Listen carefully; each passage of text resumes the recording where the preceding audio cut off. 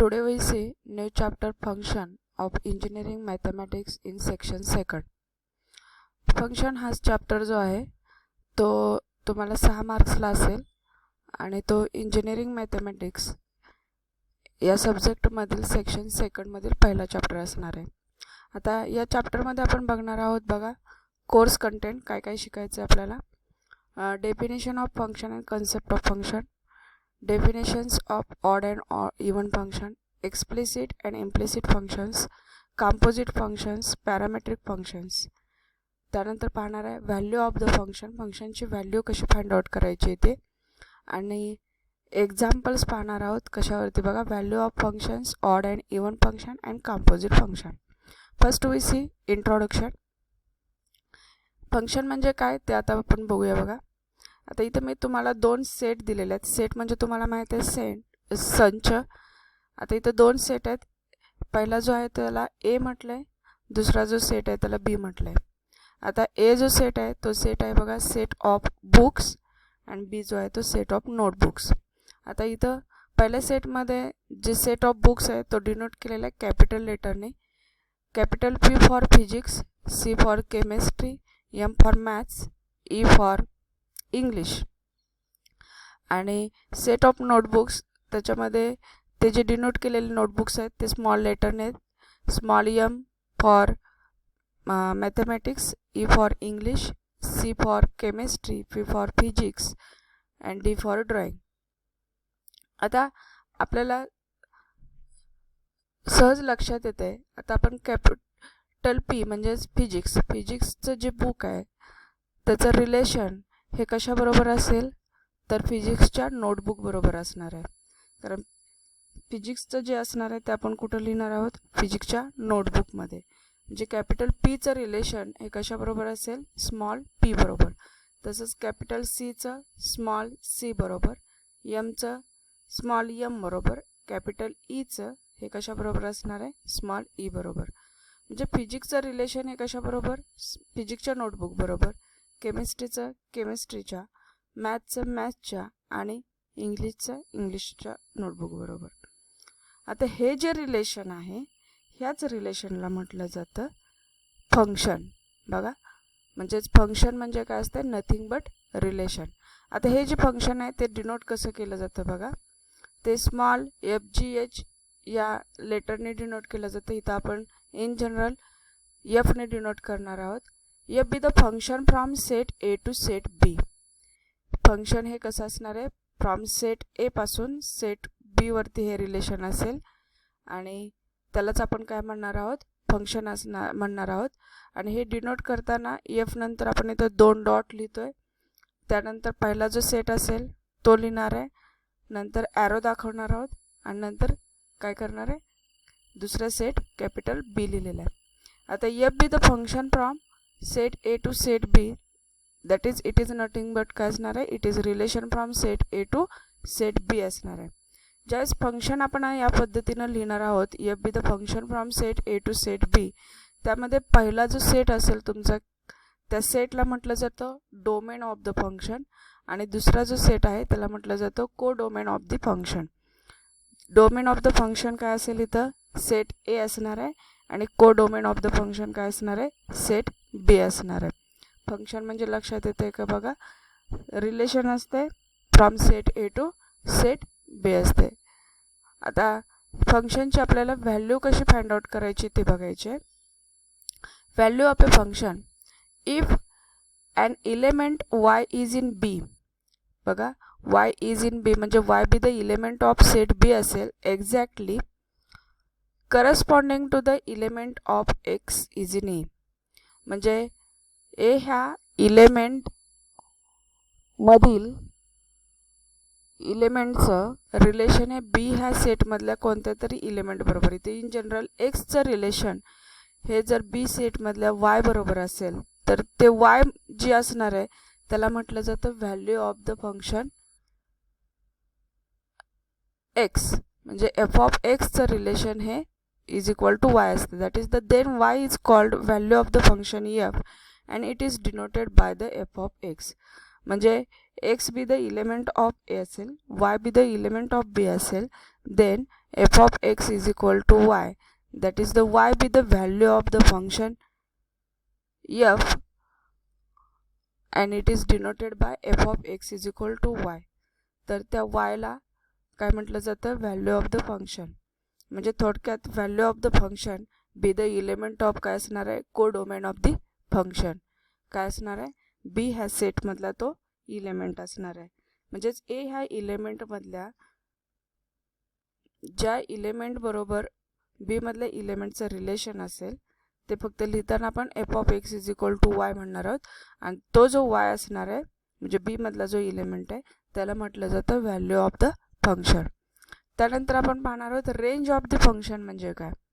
बघा, if the function from the set A to the set B then the set of all values of the function at all of a is called range of the function. म्हणजे set ए मधल्या प्रत्येक इलेमेंटला, बघा, प्रत्येक इलेमेंटसाठी बी ह्या सेटमध्ये relation असेल तर बी ह्या सेटमधल्या ज्या ज्या इलेमेंटचं रिलेशन ए मधल्या सेट ए मधल्या इलेमेंट बरोबर असेल तो जो सेट बीचा असणार आहे त्याला म्हटलं जातं रेंज ऑफ द फंक्शन. आता आपल्या इथं बघा small M, small E, small C आणि स्मॉल पी ह्या इलेमेंटचं रिलेशन हे सेट ए मधल्या इलेमेंट बरोबर आहे. डी ह्या इलेमेंटचं रिलेशन आहे का ए मधल्या बरोबर, ए मधील सेटमधील नाही. मग रेंजमध्ये येताना फक्त एवढाच सेट तयार होणार आहे, एम, ई, सी, पी एवढ्याच इलेमेंटचं रिलेशन सेट ए मधील असेल. म्हणून रेंज ऑफ द फंक्शन फक्त काय असणार आहे, त्याच्यामध्ये फक्त एवढेच बी मधले इलेमेंट्स असणार आहेत, एम, ई, सी आणि पी, डी नसणार आहे. परत एकदा ऐका, if the function from set A to set B असं जर फंक्शन असेल then set of all values of function. Values of function म्हणजेच आपल्याला माहिती झालं व्हॅल्यूज ऑफ द फंक्शन म्हणजेच तो सेट बी मधला इलेमेंट असतोय. सेट बी मधले जे इलेमेंट्स असतात ते काय असतात, व्हॅल्यू असतात. मग सेट ऑफ ऑल व्हॅल्यूज, सर्व व्हॅल्यूजचा जो सेट असेल त्या फंक्शनचा म्हणजेच वाय मधल्या इलेमेंटच्या सर्व व्हॅल्यूचा सेट, इथं व्हॅल्यूज कुठले असणार आहेत, एम, ई, सी, पी हा जो सेट असणार आहे त्याला म्हटलं जातं values of function of all elements of A. A मधल्या सर्व इलेमेंटच्या व्हॅल्यूचा म्हणजे पी, सी, एम, ई यांच्या ह्या इलेमेंटच्या सर्व इलेमेंटसाठी इथं ज्या व्हॅल्यूज येणार आहेत एम, ई, सी, ई त्यांचा जो सेट असेल त्याला म्हटलं जातं range of the function. Range म्हणजे काय असतोय, सेट असतो, एवढं लक्षात ठेवा. Values of the function of all elements of A, A मधल्या सर्व इलेमेंट्सचा धरून is called range of the function. For example इथं आता आपण घेतलेल्या फंक्शन एक्झाम्पलमधील रेंज काय असणार आहे, एस स्मॉल ए, ई, सी आणि पी असणार आहे. आता आपण डेफिनेशन बघणार आहोत. बघा डेफिनेशन ऑफ द फंक्शन काय बघा, if A be the function A and B are two non empty set such that every element X of the set A, capital A, is related to one and only one element y of the set B, then the relation is called function from set A to set B. काय सांगितले, x A ह्या सेटमधल्या प्रत्येक इलेमेंटसाठी B ह्या सेटमध्ये जर relation असेल तर अशा रिलेशनला काय म्हणायचं, function from set A to B and it is denoted by F be the function from A to B and the set A is called domain of the function and set B is called codomain of the function. यानंतर आपण बघणार आहे types of the functions. हे मात्र तुम्हाला लक्षात ठेवायचे आहेत. पहिलं आहे कॉन्स्टंट फंक्शन. कॉन्स्टंट फंक्शन कशाला म्हटलं जातं बघा, a function y is equal to f of x is said to be a constant function if for different values of the values of f of x remains constant. f of x च्या सर्व values ह्या जर constant येत असतील तर त्याला constant function म्हटलं जातं. And it is denoted by F of X is equal to K where K is a constant. For example इथं दिलेलं आहे बघा, F of X is equal to 10 for all X is in real number. म्हणजेच A ह्या प्रत्येक इलेमेंटची image, प्रत्येक इलेमेंटची value ही जर फक्त 10च येत असेल तर अशा फंक्शनला काय म्हटलं जातं, कॉन्स्टंट फंक्शन म्हटलं जातं. त्यानंतर आहे बघा algebraic function. A function in which only algebraic operations such as addition, subtraction, multiplication, division, roots are involved is called algebraic function.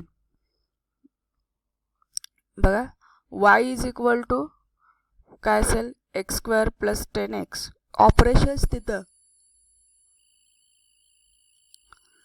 हे ऑपरेशन्स तिथं म्हणजे बेरीज, वजाबाकी, गुणाकार, भागाकार असं जर तिथं यूज केलं असेल त्या फंक्शनमध्ये तर अशा फंक्शनला म्हटलं जातं अल्जेब्राइक फंक्शन.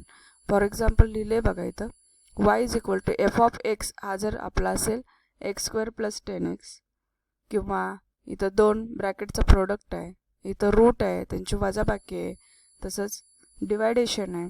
अशा पद्धतीनं जर तिथं अल्जेब्राइक ऑपरेशन्स असतील म्हणजे बेरीज, वजाबाकी वगैरे त्या फंक्शनमध्ये, तर अशा फंक्शनला काय म्हटलं जातं, अल्जेब्राइक फंक्शन. म्हणजे एफ ऑफ एक्स हा आपला साधा एक्स न घेता काय असेल, x square plus 10x. Y ह्या तर काय असतात, व्हॅल्यूज असतात, म्हणजेच Y be the element of कशाचा असतोय, बीच असतोय, कोडोमेनचा असतोय. परंतु एक्स हा सिम्पल एक्स नसून जर तुमचा एक्स स्क्वेअर प्लस 10 किंवा इथं प्रोडक्ट असेल, डिवायडेशन असेल, म्हणजेच इथं अल्जेब्राइक ऑपरेशन्स यूज केलेले असतील, बेरीज, वजाबाकी, गुणाकार, भागाकार, तर त्याला म्हटलं जातं अल्जेब्राइक फंक्शन. नेक्स्ट आहे बघा relational function. The function of the form, फंक्शनचा फॉर्म असेल जर P of X upon Q of X where Q of X is not equal to 0, म्हणजे डिवायडेड बाय जो क्यू ऑफ एक्स असणार आहे तो डिनॉमिनेटर जर नॉट इक्वल टू 0 असेल, आणि where P of x and Q of x are the polynomials in x, polynomials असतील तर अशा टाईपच्या फंक्शनला म्हटलं जातं रॅशनल फंक्शन. म्हणजेच 2 पॉलिनॉमिलचा भागाकार असं जर असेल तर त्याला म्हटलं जातं रॅशनल फंक्शन. नेक्स्ट आहे बघा trigonometric function. The function such as, त्याच्यामध्ये ट्रिग्नोमेट्रिक रेशोचा यूज केला असेल, sine x, cos x, tan x are called trigonometric function. Inverse ट्रिग्नोमेट्रिकमध्ये इन्व्हर्स ट्रिग्नोमेट्रिक रेशोचा यूज केला असेल, sine inverse, cos inverse, tan inverse x, त्याला म्हटलं जातं इन्व्हर्स फंक्शन. लॉगॅरिथमिक फंक्शन म्हणजे लॉगचे टर्म्स त्यामध्ये असतील तर त्याला म्हटलं जातं लॉगॅरिथमिक फंक्शन. एक्सपोनेन्शियल फंक्शन्स म्हणजेच एची पॉवर किंवा ईची पॉवर ही जर फंक्शन असेल एक्समध्ये असेल तर अशा फंक्शनला म्हटलं जातं एक्सपोनेन्शियल फंक्शन. त्यानंतर पॅरामेट्रिक फंक्शन. दोन्ही फंक्शन्स बघा many times it is more convenient to express X आणि वाय हे जे 2 व्हेरिएबल आपण घेतलेले आहेत, एक्स हा ए सेटमधला, वाय हा बी सेटमधला, हे जर एक्सप्रेस केले जात असतील तिसऱ्या व्हेरिएबलमध्ये, फॉर एक्झाम्पल 3rd व्हेरिएबलमध्ये थीटा, तर अशा टाईपच्या फंक्शनला म्हटलं जातं पॅरामेट्रिक फंक्शन. इथं फॉर एक्झाम्पल मी घेतलेलं आहे X is equal to A cos theta, Y is equal to A sine theta. इथं पॅरामीटर थिटा घेऊन एक्स आणि वाय एक्सप्रेस केले म्हणून याला पॅरामेट्रिक फंक्शन म्हटलं जातं. त्यानंतर आहे एक्सप्लिसिट फंक्शन. आता Y is directly expressed in terms of X असेल तर त्याला म्हटलं जातं explicit function. That is the Y is equal to X square किंवा Y is equal to root X, त्याला म्हटलं जातं एक्सप्लिसिट फंक्शन. इम्प्लिसिट फंक्शनला काय होतं, neither X and nor Y is expressed directly in terms of other, then such function is called implicit function. For example x square plus 2xy plus y square is equal to 0. आता हे जे function आहे ते आपण x आणि y मध्ये पाहिलेलं आहे, ह्याला म्हटलं जातं इम्प्लिसिट फंक्शन. आपण हे सेपरेट करू शकत नाही, x इज इक्वल टू काय आणि y is equal to y, त्यावेळेस त्याला म्हटलं जातं इम्प्लिसिट फंक्शन. त्यानंतर आहे इव्हन फंक्शन. जर फंक्शनची बघा value a function x which does not change in sign when x changes the sign, म्हणजेच एक्सच्या ऐवजी जर इथं -x आपण यूज केलं तरी त्याची व्हॅल्यू